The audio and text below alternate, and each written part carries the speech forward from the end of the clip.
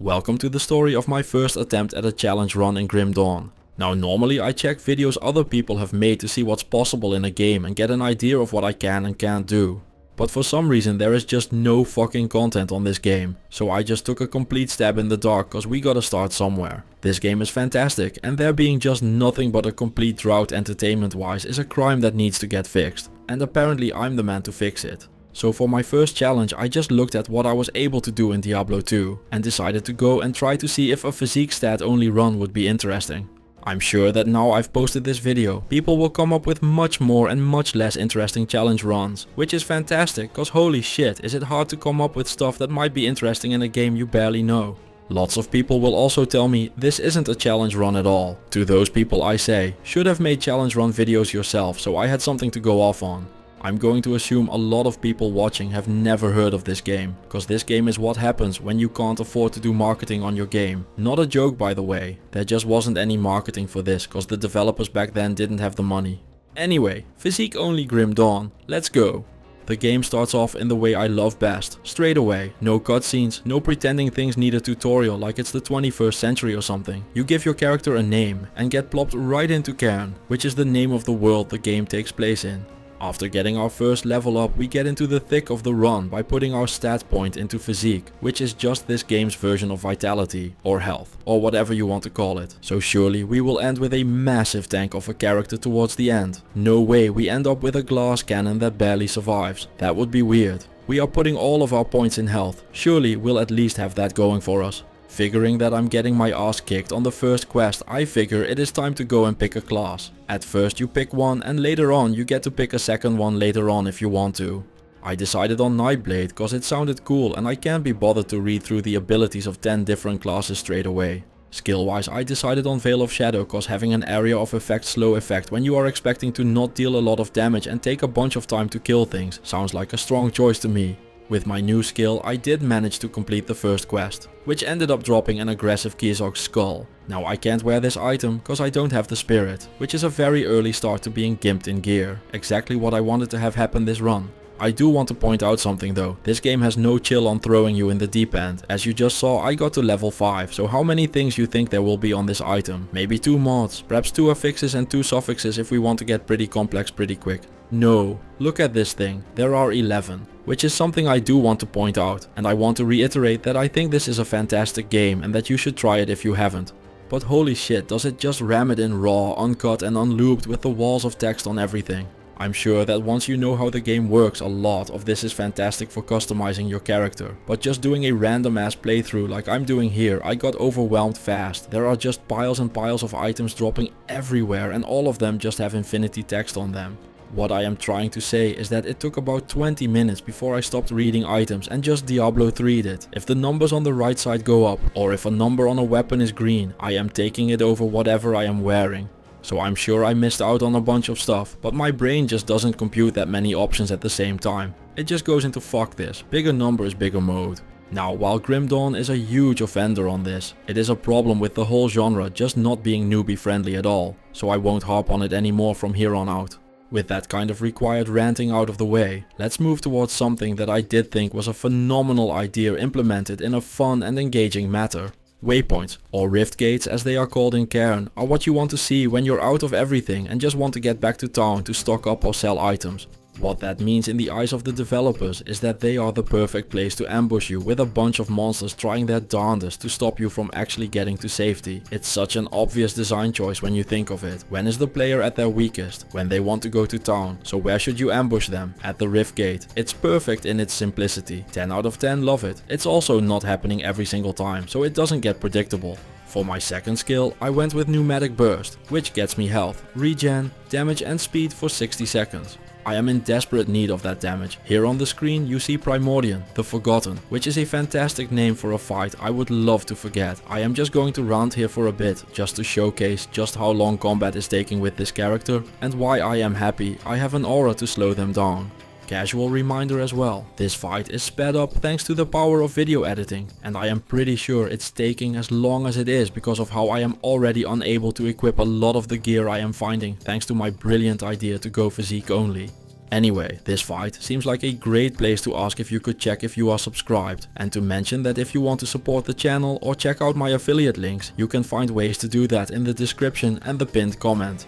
With that out of the way, the one we want to forget finally goes down for the count. Like I said, the fight was sped up. It took me 3 minutes of non-stop attacking to clear this one monster. It was one of the times of all time for sure. Just to mention it one more time, yes, this is a fantastic game and you should play it. Don't forget that I play bad characters so you don't have to. I also ended up taking the amulet he dropped, cause just by sheer strength in numbers it's probably better than the white salt bag I was wearing.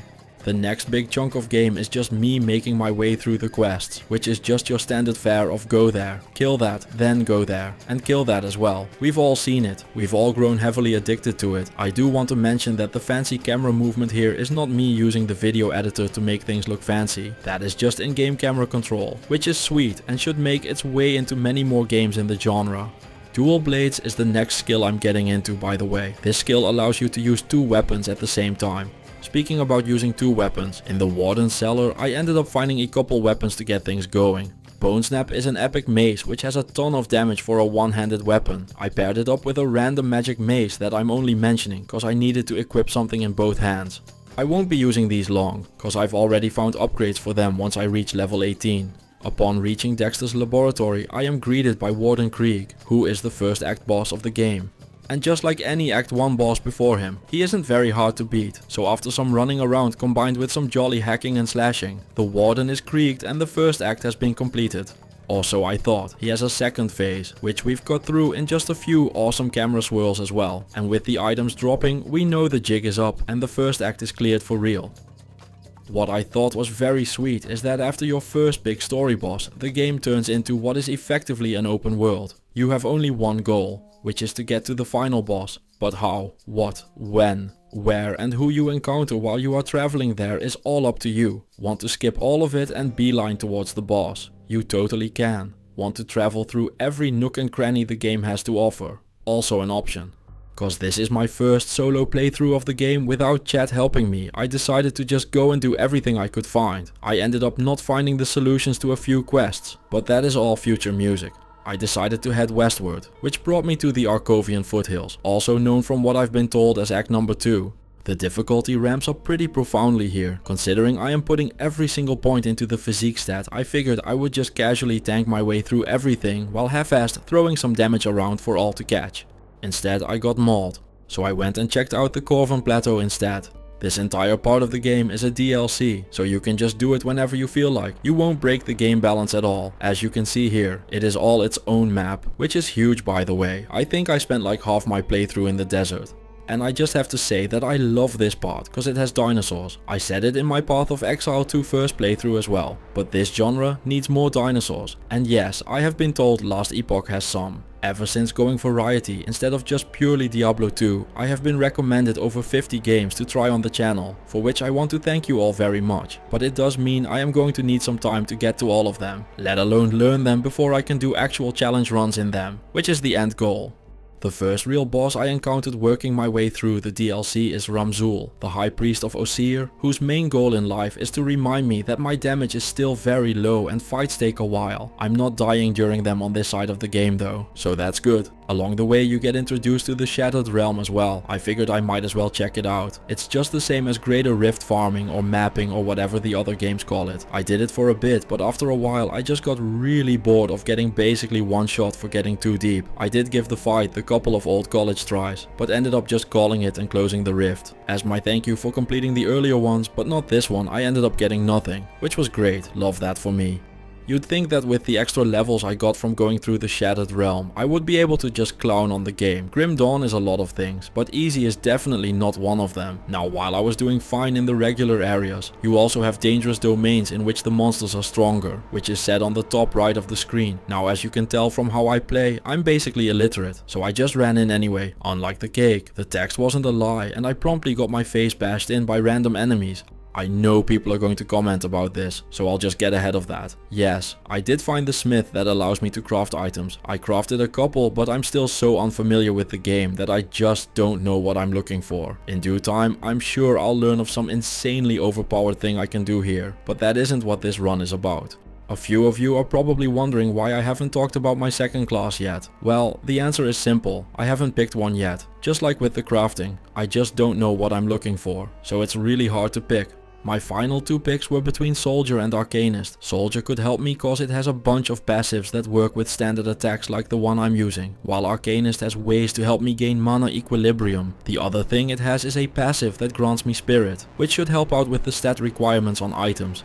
In the end, I decided on going Soldier as my second class, but I'm going to be honest, I might as well have just left it blank, cause I didn't put points into this tree at all. By the time the game was over, I didn't even have my Nightblade stuff fully done.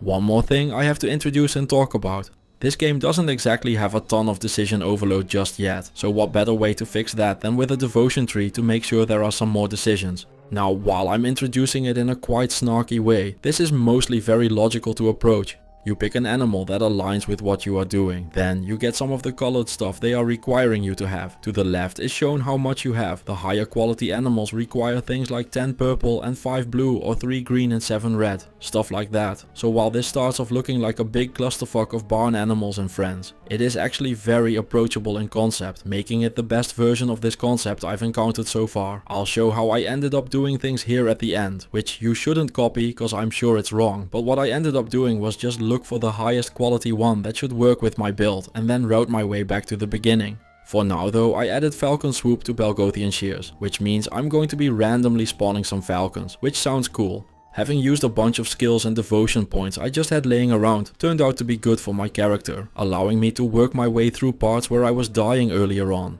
During my travels beyond getting murdered all the time, I encountered Onarix, the Razorhide. This wasn't a particularly hard boss fight or anything. He was a bit tanky. But just look at how cool this guy looks. It's like a little T-Rex that finally got sick of not being able to jerk it and made evolution give it arms. Also it has horns and shit, like I said, not a hard boss fight or anything, but might just be my favorite enemy in the entire game. It looks so sick.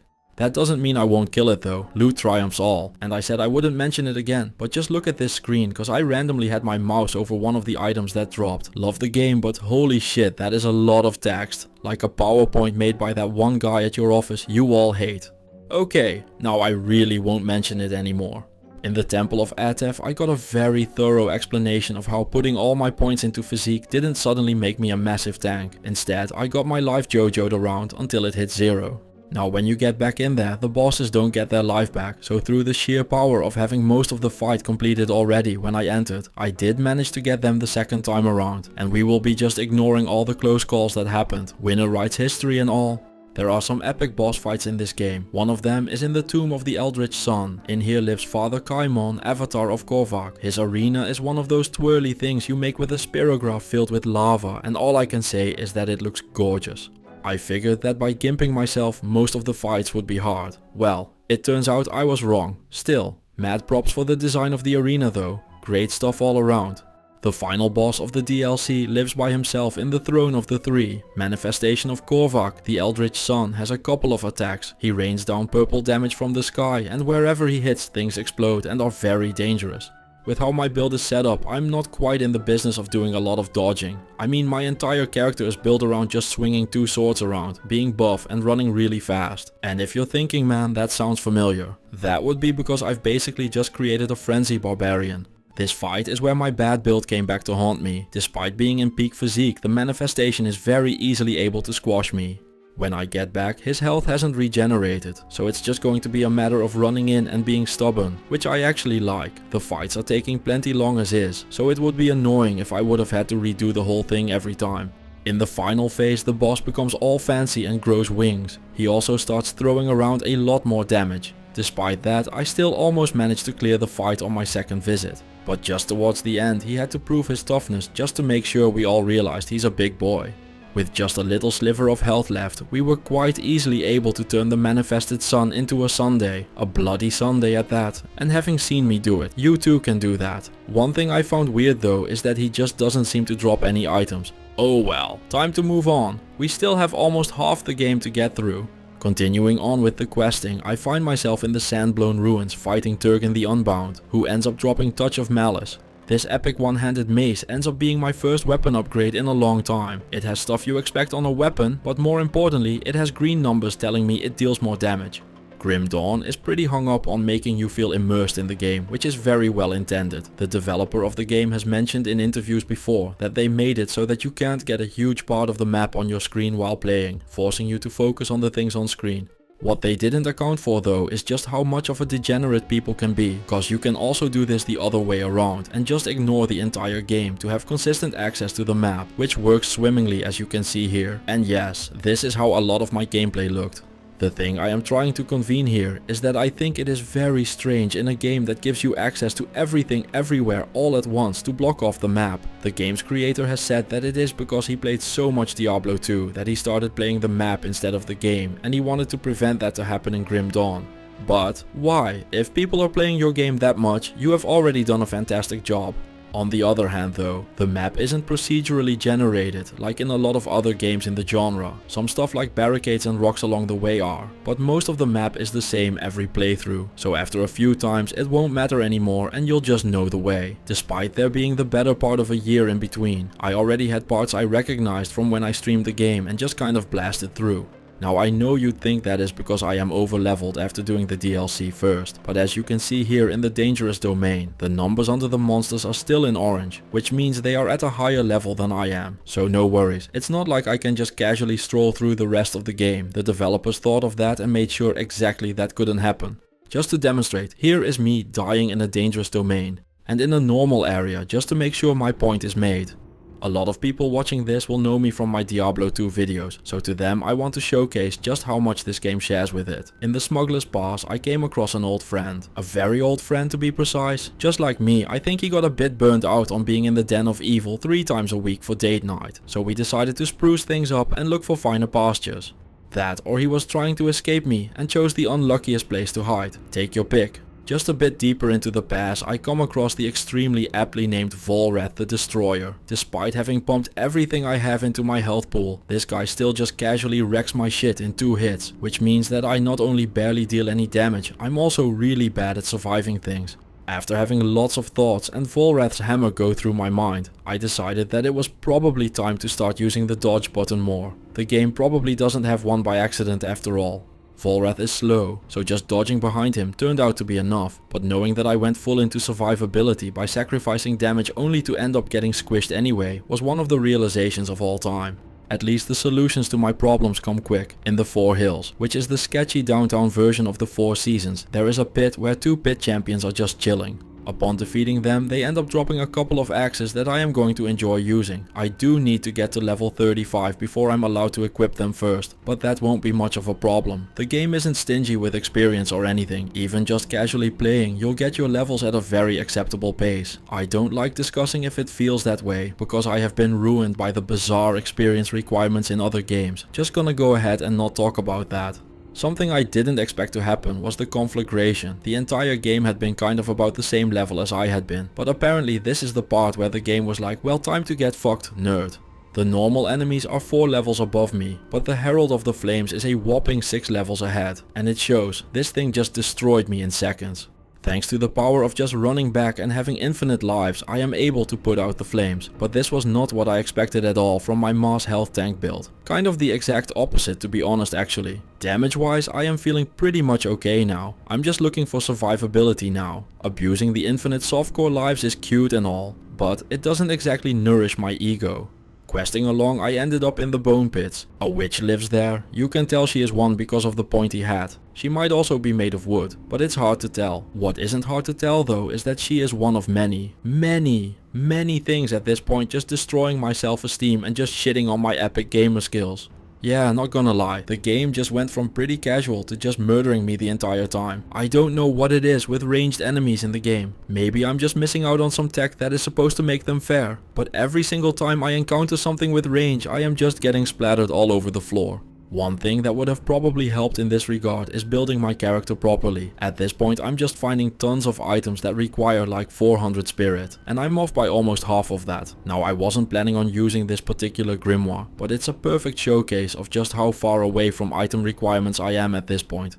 The biggest part of Grim Dawn is spent just kind of going north. You come across lots of very cool areas while doing so. But as I mentioned earlier on, it is a very almost open world like experience where you can just do kind of whatever. Which has the upside of having a lot of freedom, but the downside is you might miss out on cool areas. Even if you are just straight heading towards the Necropolis, which is what the final area of the game is called. You encounter amazing areas like the Sundered Spire. I don't really have a story point here or anything. I just wanted to mention that the world variety in this game is excellent, and while some areas overstay their welcome a bit, the general pacing and feeling of adventure is represented very well.